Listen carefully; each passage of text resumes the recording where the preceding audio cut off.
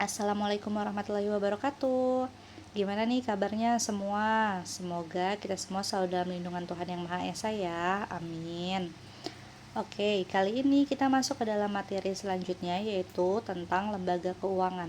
Dengan tujuan pembelajaran kita adalah agar kita dapat memahami dan mengklasifikasikan berbagai lembaga keuangan milik pemerintah dan swasta sesuai dengan perkembangannya dengan tepat setelah kita mendapatkan materi kali ini. Pokok bahasan yang akan kita bahas ada 3. Yang pertama adalah definisi dari lembaga keuangan, lalu yang kedua adalah lembaga keuangan bank, dan yang ketiga adalah lembaga keuangan bukan bank. Dan untuk materi kali ini atau video kali ini yang akan kita bahas adalah pokok bahasan yang pertama dan pokok bahasan yang kedua. Yuk disimak. Lembaga keuangan. Apa sih lembaga keuangan? Menurut Undang-Undang Nomor 14 Tahun 1967 tentang Pokok Perbankan, bahwa lembaga keuangan adalah semua badan yang melalui kegiatan-kegiatannya di bidang keuangan, menarik uang dari dan menyalurkan ke dalam masyarakat. Lembaga keuangan di Indonesia dibagi menjadi 2, yaitu lembaga keuangan bank dan lembaga keuangan non-bank. Lembaga keuangan bank. Menurut Undang-Undang Nomor 10 Tahun 1998 tentang Perbankan, bank disebut sebagai badan usaha yang menghimpun dana dari masyarakat dalam bentuk simpanan dan menyalurkannya kepada masyarakat dalam bentuk kredit dan atau bentuk-bentuk lain dalam rangka meningkatkan taraf hidup masyarakat. Fungsi dari bank di sini ada 3. Yang pertama adalah penghimpunan dana masyarakat dalam bentuk-bentuk simpanan. Lalu yang kedua adalah penyaluran dana pada masyarakat dalam bentuk kredit. Dan yang ketiga adalah pemberian jasa dalam lalu lintas pembayaran seperti pengiriman uang, inkaso, kartu kredit, dan pelayanan jasa lainnya. Jenis-jenis bank dibagi menjadi 4. Yang pertama adalah berdasarkan fungsinya. Tolong diperhatikan ya, karena untuk jenis-jenis bank ini agak kompleks. Jadi kalian harus memperhatikannya dan memahaminya. Fungsi bank yang pertama adalah sebagai bank sentral. Bank sentral di sini bertanggung jawab atas kebijakan moneter seperti stabilitas nilai mata uang, stabilitas sektor perbankan, dan stabilitas finansial secara keseluruhan di sebuah negara. Di Indonesia, bank sentral diselenggarakan oleh Bank Indonesia. Bank Indonesia memiliki satu tujuan tunggal, yaitu mencapai dan memelihara kestabilan nilai rupiah yang mengandung 2 aspek, yaitu kestabilan nilai mata uang terhadap barang dan jasa, serta kestabilan terhadap mata uang negara lain. Tujuan ini didukung oleh 3 pilar yang merupakan 3 bidang tugasnya. Ketiganya adalah menetapkan dan melaksanakan kebijakan moneter, mengatur dan menjaga kelancaran sistem pembayaran, serta mengatur dan mengawasi perbankan di Indonesia. Yang kedua adalah bank umum. Menurut Otoritas Jasa Keuangan atau OJK, kalau kamu lihat atau kamu pergi ke Monas, kamu lihat ada gedung OJK. Nah, itu ada gedung Otoritas Jasa Keuangan. Oke, balik ya. Menurut Otoritas Jasa Keuangan, bank umum adalah bank yang melaksanakan kegiatan usaha secara konvensional dan atau berdasarkan prinsip syariah, yang dalam kegiatannya memberikan jasa dalam lalu lintas secara umum. Bank umum menawarkan berbagai produk dan jasa kepada masyarakat sesuai fungsinya dengan menghimpun dana secara langsung dari masyarakat dalam berbagai bentuk, memberi kredit pinjaman kepada masyarakat, jual beli valuta asing, menjual jasa asuransi, jasa giro, jasa cek, menerima penitipan barang berharga, dan lain sebagainya. Jasa yang diberikan oleh bank umum bersifat umum, yang berarti bank tersebut itu dapat memberikan seluruh jasa perbankan yang ada kepada masyarakat, dan wilayah operasionalnya tersebar di seluruh Indonesia atau seluruh wilayah. Lalu untuk Bank Perkreditan Rakyat, menurut Otoritas Jasa Keuangan lagi nih, Bank Perkreditan Rakyat atau BPR merupakan bank yang melakukan kegiatan usaha secara konvensional atau berdasarkan prinsip syariah. Namun dalam kegiatannya tidak memberikan jasa lalu lintas pembayaran. Kegiatan BPR jauh lebih terbatas dibanding dengan kegiatan bank umum. hal ini karena BPR dilarang menerima simpanan giro, kegiatan falas, dan perasuransian. Pada umumnya, lokasi BPR itu dekat dengan tempat masyarakat yang dibutuhkan. Jenis bank yang kedua berdasarkan kepemilikan modalnya. Di sini ada 5. Yang pertama adalah bank pemerintah. Bank pemerintah merupakan bank yang didirikan oleh pemerintah atau negara dan sebagian besar sahamnya dimiliki oleh negara. Contohnya adalah Bank BRI, Bank Rakyat Indonesia, Bank BNI, Bank BTN, dan Mandiri. Bank milik pemerintah juga meliputi bank yang dimiliki oleh pemerintah daerah yang disebut juga sebagai BPD atau Bank Pemerintah Daerah. Yang kedua adalah Bank Swasta Nasional. Bank milik swasta nasional ini didirikan oleh pihak swasta nasional. Saham pada bank ini juga sebagian besar dimiliki oleh swasta nasional. Contohnya adalah bank swasta nasional di Indonesia adalah BCA, Bank Muamalat, Bank Permata, Bank Danamon, dan lain sebagainya. Selanjutnya ada bank koperasi. Bank milik koperasi merupakan bank yang kepemilikan sahamnya dan pendiriannya dimiliki oleh perusahaan yang berbadan hukum koperasi. Contohnya adalah Bank Umum Koperasi Indonesia. Selanjutnya ada bank asing. Bank asing merupakan bank yang dimiliki oleh pihak asing dari luar negeri yang membuka cabang di suatu negara lainnya. Bank ini dapat berupa bank milik swasta asing atau pemerintah asing yang kepemilikannya dimiliki oleh pihak luar negeri. Bank milik asing di Indonesia contohnya adalah Citibank, HSBC, Bank of America, dan masih banyak lagi. Selanjutnya adalah bank campuran.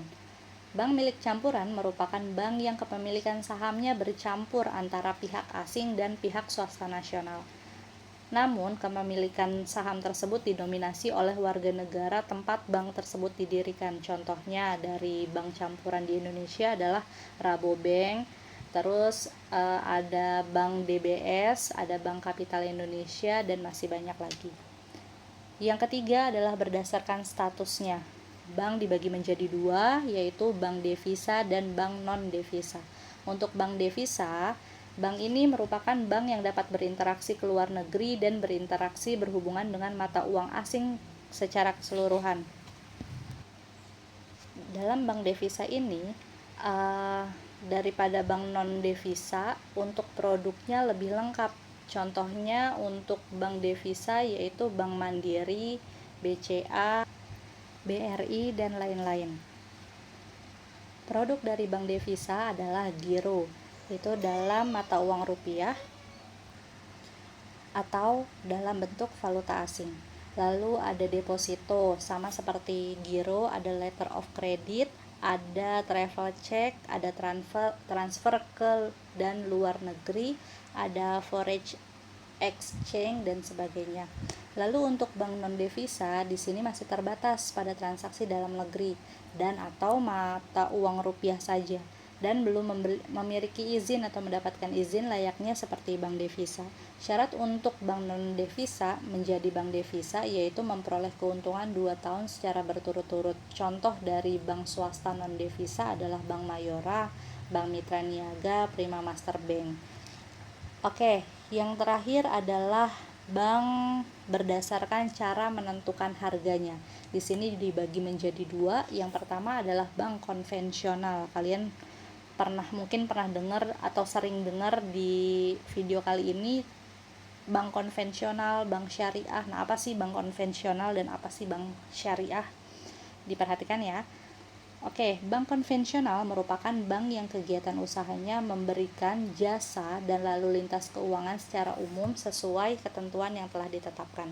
Ketentuan ini meliputi penggunaan metode penetapan harga sesuai dengan tingkat suku bunga dan menghitung biaya-biaya yang diperlukan. Bank konvensional umumnya beroperasi dengan mengeluarkan produk-produk untuk menyerap dan menyalurkan dana masyarakat. Untuk bank syariah ini merupakan bank yang beroperasi sesuai dengan prinsip-prinsip syariah Islam. Sesuai dengan Undang-Undang Nomor 21 Tahun 2008 tentang Perbankan Syariah, bank syariah adalah bank yang dijalankan kegiatan usaha berdasarkan prinsip syariah atau prinsip hukum Islam yang diatur dalam Fatwa Majelis Ulama Islam atau MUI, seperti prinsip keadilan dan keseimbangan, ada kemaslahatan, ada universalisme, ada tidak mengandung gharoh, maisir, riba, zolim, dan objek yang haram. Undang-undang perbankan syariah ini juga mengamanahkan bank syariah untuk menjalankan fungsi sosial dengan menjalankan fungsi seperti lembaga Baitul Mal, yaitu menerima dana yang berasal dari zakat, infak, sedekah, hibah, atau dana sosial lainnya dan menyalurkannya kepada pengelola ya, wakaf atau nazir sesuai dengan kehendak pemberi wakaf atau wakif. Lalu ada prinsip dari kegiatan usaha bank. Di sini prinsipnya ada dua. Yang pertama adalah prinsip konvensional seperti yang kalian lihat di layar. Jadi di sini menetapkan bunga sebagai balas jasa atau simpanan dan kredit yang diberikan. Untuk jasa-jasa perbankan lainnya, bank merupakan fee base atau menetapkan biaya-biaya dalam nominal atau persentase tertentu.